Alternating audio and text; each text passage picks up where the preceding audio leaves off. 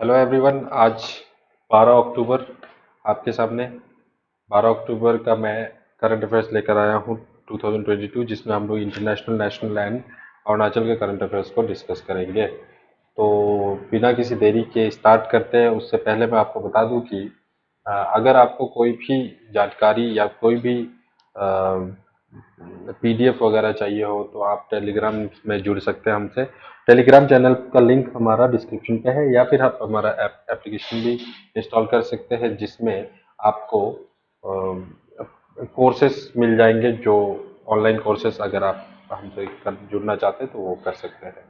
तो आज है 12 अक्टूबर 2022, और 12 अक्टूबर के इम्पोर्टेंट न्यूज़ कुछ एमसीक्यूज बनाकर लेकर आया हूं मैं, वो आप लोग डिस्कस करेंगे। कल से हमने ये सेशन स्टार्ट किया है। अगर आपको ये सेशन अच्छा लग रहा है तो आप लोग ज़रूर कमेंट करके बताइएगा कि आगे हम लोग इसको कंटिन्यू करें या नहीं करें, या फिर आप इसको वीकली बेसिस पे चाहते हैं या फिर मंथली बेसिस पे चाहते हैं। अदरवाइज डेली बेसिस पे आपको एक वास्ट और बहुत ज़्यादा कुछ कवर होता है। तो स्टार्ट करते हैं हम। जैसे ही हमने बात करी तो पहला क्वेश्चन बात करते हैं। 12 अक्टूबर का फर्स्ट क्वेश्चन जो है हम देखते हैं, वो है first ever EV scooter named Vida V1 was launched in India. Vida V1 is a scooter of which of the following company? यहाँ पे जैसे मैंने मार्क करके रखा है, Hero MotoCorp company, Hero का है ये, हीरो का। और बाकी मेजर कंपनीज जो है वो अभी ई स्कूटीज में जो है उनका अलग अलग नाम है। बेसिकली ओला का ई स्कूटी जो अभी ज़्यादा सेल में चल रहा है। अदरवाइज जो सबसे बड़ी कंपनी है ई इस इलेक्ट्रिक व्हीकल का, वो है टेस्ला। ये प्योरली ईवी कंपनी है, ये ध्यान रखना है। तो इसी के तर्ज पे टाटा मोटर्स भी बहुत कुछ कर रही है फोर व्हीलर सेगमेंट में। तो टू व्हीलर सेगमेंट में जो बड़ी कंपनी है वो हीरो मोटर कॉप कंपनी, ये इस बार अभी लेके आई है विदा V1। तो ये ध्यान रखना है आपको। विदा V1 किसकी इलेक्ट्रिकल व्हीकल ईवी है। ईवी यानी इलेक्ट्रिक व्हीकल स्कूटर है, तो वो है आपका हीरो मोटर का। उसके बाद who has been reelected as the chairman of association of mutual funds in India, AMFI। तो यह है ए बाला सुब्रमण्यम। ए बाला सुब्रमण्यम री इलेक्ट हुए हैं, इससे पहले भी यही थे। और mutual association of mutual funds, आपको पता ही है म्यूचुअल फंड्स क्या है। म्यूचुअल फंड्स जो है आपका, आप यहाँ पे पैसे लगा सकते हैं। जैसे आप जिस तरीके से आप किसी भी फिक्स डिपॉजिट या करंट फिक्स डिपॉजिट आप करते थे जैसे बैंक में, उसी तरीके से फिक्स डिपॉजिट या रेकरिंग डिपॉजिट, ठीक है, RD आप खोलते थे या FD खोलते थे, उसी तरीके का एक कुछ प्रोविजन यहाँ पे है म्यूचुअल फंड। ये आपको डायरेक्टली RD और FD आप बैंक में खोलते थे। म्यूचुअल फंड एक सेपरेट कंपनीज है, कुछ मतलब एक अलग पोर्टफोलियो है जिसमें कंपनीज क्या करती हैं, आपका पैसा डायरेक्ट लेती है, और वो RD और FD नहीं बोला जाता उसमें। और उसी तरीके से इसमें आप होलसम प्राइस या फिर आप SIP कर सकते हैं, सिस्टमेटिक इन्वेस्टमेंट प्लान कर सकते हैं। जैसे एक होलसम इन्वेस्टमेंट होता है, जो कि हम लोग मानते हैं कि RD जैसा है, मतलब एक बार आपने उसमें, सॉरी, FD जैसा है, जिसमें उसमें एक बार आपने पैसे डाल दिए तो वो आप जितने समय तक आप नहीं निकालना चाहते हैं वो आपकी मर्जी है। इसमें कोई टाइम बाउंडेशन नहीं होता, जब भी मर्जी आप पैसे निकाल सकते हैं। SIP जो है ये सिस्टमेटिक इन्वेस्टमेंट प्लान, ये भी म्यूचुअल फंड का एक टाइप है, इन्वेस्टमेंट करने का तरीका है, जिसमें आप रिकरिंग डिपॉजिट जैसा कभी कभी आप हर मंथ कुछ कुछ पैसा एक अमाउंट डालते हैं म्यूचुअल फंड में, और अ, ये दोनों ही आपको एक इंटरेस्ट रेट देती है जो कि higher than RD and FD होता है जो बैंक प्रोवाइड करते थे। क्योंकि mutual fund directly stock market में इन्वेस्ट करती है आपके पैसों को, और वहां से वो इनकम जनरेट करती है, जिसको वो खुद भी रखते हैं कंपनी वाले और आपको रखते हैं। तो बेसिकली म्यूचुअल फंड क्या करता है, आपका पैसा वो शेयर मार्केट में लगाता है, और प्रॉफिट होने पे आपको देता है, लॉस होने पे वो लॉस या प्रॉफिट जो भी होगा वो आपको बियर करना पड़ेगा। इसीलिए बोला जाता है mutual funds are subject to market risk. ठीक है, ये आपको ध्यान में रखते हुए सारा कुछ डिसीजन लेना होता है। तो म्यूचुअल फंड के जो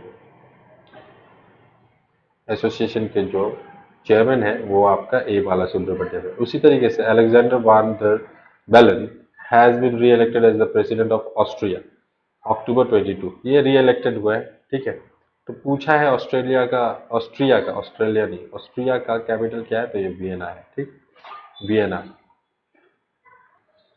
इस कंट्री का करेंसी जो है यूरो होता है, ये आपको ध्यान रखना है। ये एक यूरोपियन कंट्री है, यूरो यूरो इसका करेंसी है। और अलेक्जेंडर वान डर बेलन जो है इनके राष्ट्रपति सेलेक्ट हुए, री इलेक्ट हुए, सेलेक्ट नहीं मतलब फिर से इलेक्शन हुआ और री इलेक्ट हुए, इससे पहले भी यही थे। तो आगे देखते हैं fourth question. 73rd rising day of territorial army in 2020 was observed on October 9, क्योंकि इसी दिन सी राजागोपालचारी जो हमारे गवर्नर जनरल थे, उन्होंने सबसे पहले कमेमोरेट किया था इंडियन आर्मी को ऑन दिस डे। ठीक है, तो उसके ओकेजन पे हम लोग 9 अक्टूबर 1949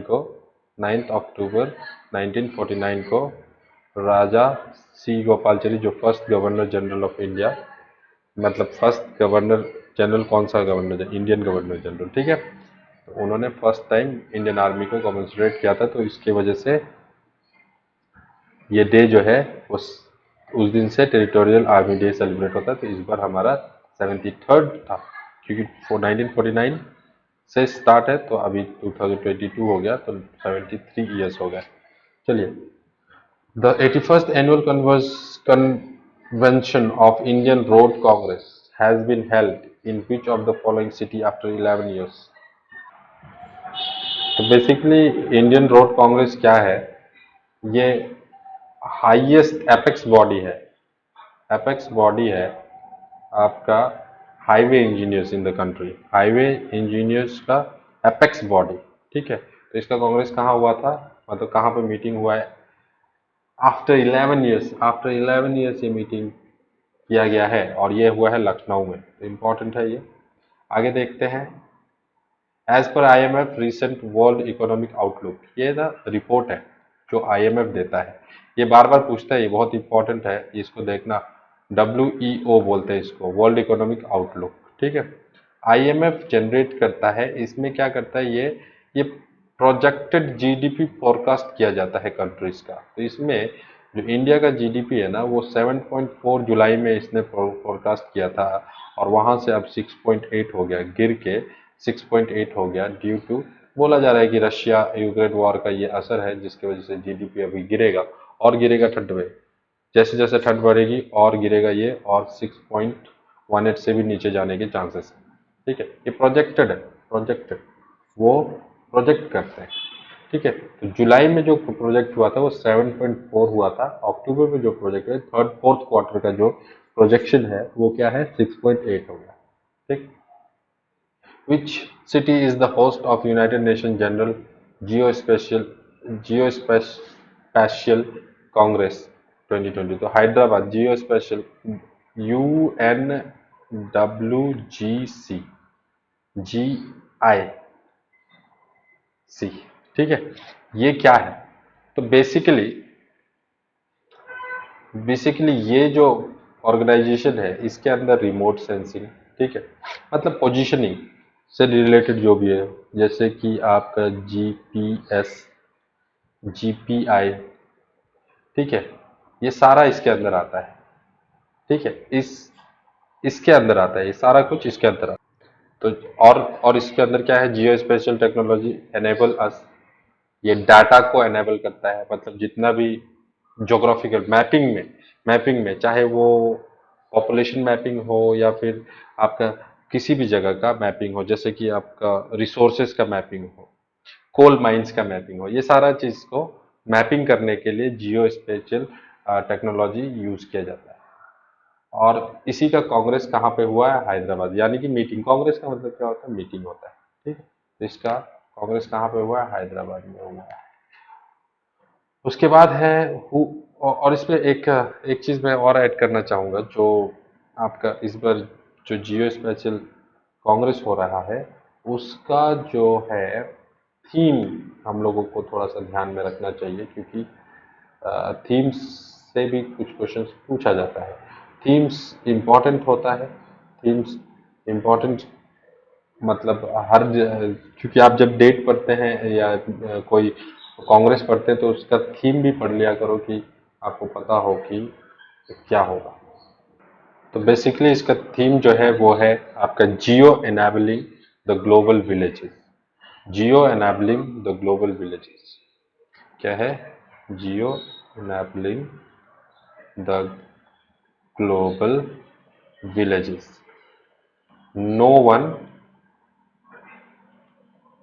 left, no one should be left behind है।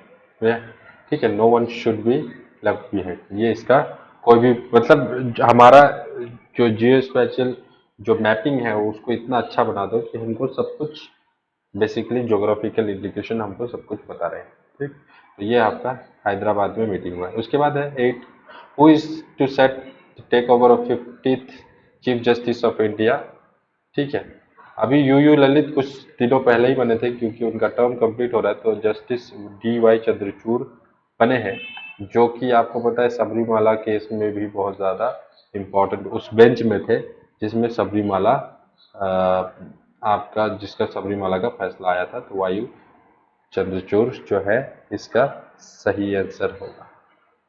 और वैसे भी आपको पता है कि मैंने पहले बताया भी हुआ है कि पढ़ाते वक्त कि जब भी सिलेक्शन होता है चीफ जस्टिस का, तो सीनियर मोस्ट चीफ जस्टिस जो होता है, मतलब चीफ जस्टिस ऑफ इंडिया जो होता है, इनका ही रिकमेंडेशन दिया जाता है कि नेक्स्ट कौन बनेगा। और ये रिकमेंड भी किसको करते हैं? जो इनसे नेक्स्ट मतलब इनके बाद जो सबसे सीनियर होगा उसका। तो यू ललित ने अभी जिसको रिकमेंड किया है उनका नाम है DY चंद्रचूड़। और इनका मैंने जैसे बोला कि सबरीमाला सबरीमाला श्राइन में, उसके बाद होमोसेक्सुअलिटी, ठीक है, उसके बाद डिस्क्रिमिनलाइज एडल्ट्रीज, इन सब फैसलों में इनका बहुत बड़ा योगदान है। तो आगे बढ़ते हैं, देखते हैं कि अब नेक्स्ट क्या है। विच ग्लोबल ब्लॉक ब्लॉक और created crypto asset reporting framework. तो क्रिप्टो एसेट तो हमको मालूम है, जैसे क्रिप्टो अभी हमने बहुत सारा पढ़ा था, इथेरियम वगैरह भी था क्रिप्टो करेंसी। ठीक है, तो उसका उस पे किसने अभी एसेट रिपोर्टिंग फ्रेमवर्क किसने किया है? ठीक है, कौन से ऑर्गेनाइजेशन में किया है? तो OECD ने किया है। OECD ने किया है। What is OECD? तो organisation of economic and corporation and development. OECD economy organisation for economic corporation and development. ठीक है, organisation for organisation O for organisation for economic and corporation development. ठीक है, कॉरपोरेशन डेवलपमेंट, तो ये आपको देखना है। चलिए, इंपॉर्टेंट न्यूज है ये। उसके बाद है महाकाल लोक प्रोजेक्ट विच वाज इनॉग्रेटेड, कल ही हुआ ये, कल ही मोदी जी ने इनॉग्रेट किया इसको। ठीक है, महाकाल इनॉग्रेटेड, ये कहाँ इनॉग्रेट किया है? उज्जैन में। उज्जैन में कहाँ? उज्जैन कहाँ है? तो MP में। MP में महाकाल मंदिर में एक कॉरिडोर बनाया गया है। एक कॉरिडोर बनाया गया है, महाकाल कॉरिडोर नाम है उसका। उस महाकाल कॉरिडोर को बनाने में, कॉरिडोर मतलब एक उस टेम्पल में ही एक लंबा सा आपको जैसे कॉरिडोर होता है, जो नॉर्मली जो घर में कॉरिडोर होता है उसी टाइप का कॉरिडोर है, लेकिन उसमें 100 एक तो 850 करोड़ लगा के बनाया गया है, करोड़। उसके बाद 108 पिलर्स है इसमें, 108 पिलर्स है इसमें। और दूसरी चीज कि ये जो पिलर्स है वो आनंद तांडव स्वरूप है, यानी कि जो शिव, ये बेसिकली महाकाल में किसको बोलते हैं? शिव जी को बोलते हैं, है ना। तो शिव जी का आदि महाकाल जो डांस है, जिसको नटराजन डांस भी बोलते हैं, ठीक है, या तांडव नृत्य बोलते हैं। क्या बोलते हैं? तांडव। जब शिव जी प्रसन्न होते हैं तो तांडव नृत्य करते हैं। तो वो नृत्य का उसमें वो जो 108 पिलर है वो उसमें दर्शाया गया है। तो इस तरीके से हमारे पास नेशनल न्यूज़ यहाँ पे कुछ निकल के आया है। उसके बाद अरुणाचल का न्यूज़ दो इम्पॉर्टेंट है आज, क्योंकि डेली अरुणाचल से जो करंट अफेयर्स है वो कभी कभी नहीं भी आता है। जैसे कल मैंने नहीं दिया था क्योंकि कुछ इम्पोर्टेंट न्यूज़ नहीं दिखा था मेरे को। आज लेकिन इम्पोर्टेंट न्यूज़ लिखा है कि जैसे कि भूमि पूजा 3F ऑयल पाम। ठीक है, ये 3F oil palm private limited एक कंपनी है जो 250 करोड़ लगा के यहाँ पे इनोग्रेट किया गया है लोअर दिबांग वैली में। इसको इनोग्रेट किसने किया? इनोग्रेट नहीं, भूमि पूजन किसने किया? तो वो है तागे ताकी, जो कि एग्रीकल्चर मिनिस्टर है कैबिनेट में अरुणाचल के। ठीक है, तो ये इन्होंने किया है 250 करोड़ लगा के। कहाँ पे बन रहा है? दिबांग वैली में, पाम ऑयल लिमिटेड। ठीक है, उसके बाद है how many gold medals was clinch in Arunachal wushu team, please by Arunachal wushu team in national games. 36 national game, ये भी डालना 36 नेशनल नेशनल गेम में। तो यहाँ पे 4 है, 4 गोल्ड आया है वुशु में, सिर्फ वुशु बोला गया। ठीक है, तो टोटल 5 मेडल था वुशु में जिसमें से 4 ये आया। ठीक है, अरुणाचल ने सेकंड हाईएस्ट वुशु मेडल लिया है वुशु में, सिर्फ वुशु बोल रहा हूँ मैं, ऐसे तो बहुत सारे गेम हुए लेकिन वुशु में सेकंड हाईएस्ट है। ठीक है, चैंपियन जो है वो आपका सर्विसेज है, सर्विसेज टीम जो है वो चैंपियन है। मतलब सर्विसेज आपका एक, जैसे हर स्टेट खेलता है फिर सर्विसेज भी खेलता है ना, एक सर्विसेज अलग से चलता है, जैसे रेलवे होता है वैसे ही सर्विसेज भी होता है। तो वो सर्विसेज के टीम, मतलब उनका जो टीम है उन्होंने हाईएस्ट गोल्ड मेडल लिए हैं, हाईएस्ट वुशु मेडल लिए हैं। उसके बाद अरुणाचल का सेकंड हाईएस्ट है। वैसे ओवरऑल टैली में 58 मेडल सर्विसेज के पास गए हैं और ये टॉप पे है। और इसी के साथ नेशनल गेम समाप्त हो गया है। उसके बाद फॉलो अप करते हुए महाराष्ट्र और हरियाणा इनके पीछे है। तो सबसे ज़्यादा मेडल नेशनल गेम में पूछा जाए तो वो भी आप बता सकते हैं कि सर्विसेज में है। वुशु में भी सबसे ज़्यादा मेडल किसके हैं? सर्विसेज के ही है। वुशु में सेकंड हाईएस्ट मेडल किसके हैं? तो वो अरुणाचल के हैं। उसके बाद मणिपुर आपका थर्ड हाईएस्ट है। तो आज के लिए इतना ही। यहाँ पे हमने टोटल 12 क्वेश्चन देखे हैं जो कि आने वाले एग्जामिनेशन के पॉइंट ऑफ व्यू से इम्पोर्टेंट है। करंट अफेयर्स को जुड़ने के लिए आपको न्यूज़पेपर पढ़ते रहना चाहिए, प्लस आपको जो मुझे लगेगा कि सबसे बेस्ट न्यूज़ है वो आपको मैं लाके देते रहूँगा। अगर आपको ये सीरीज़ अच्छा लग रहा है तो काइंडली इसको ज़्यादा से ज़्यादा आप अपने फ्रेंड्स के साथ शेयर करके बताइए हमें कि ये सीरीज़ आपको किस तरीके से पसंद आ रहा है या इसमें कुछ इम्प्रूवमेंट करने की ज़रूरत है। अदरवाइज़ आपको जो इसका PDF है वो हमारे टेलीग्राम चैनल पे मिल जाएगा। और हमसे जुड़ने के लिए या मेरे से जुड़ने के लिए आप मेरे को पर्सनली भी इंस्टाग्राम और फेसबुक पे ज्वाइन कर सकते हैं। फेसबुक पे भी हमारा एक पेज है जिस पे आपको इन्फॉर्मेशन मिलते रहती है, तो वहाँ पे भी आप जाके ज्वाइन कर लीजिए। क्योंकि फेसबुक पे जो है ना स्क्रॉल करते समय सीधा मिल जाता है, ज़्यादातर लोग फेसबुक पे रहते हैं। तो फेसबुक पे भी आप हमें ज्वाइन कर सकते हैं, वहाँ ज्वाइन कर सकते हैं। और कोई भी अगर आपको पेड कोर्स चाहिए यानी कि LDC आने वाले LDC एग्जामिनेशन के लिए, तो आप हमसे जुड़ सकते हैं। हमारा नया बैच स्टार्ट होने ही वाला है। कब, अभी डेट फाइनलाइज नहीं किया मैंने, पर आप लोग ऑनलाइन में इसको मैं 15 तारीख के बाद इशू कर दूंगा, या आपका आप ऑनलाइन 15 तारीख के बाद आप इसको परचेज कर सकते हैं। चलिए आज के लिए इतना ही, मिलते हैं नेक्स्ट वीडियो। धन्यवाद।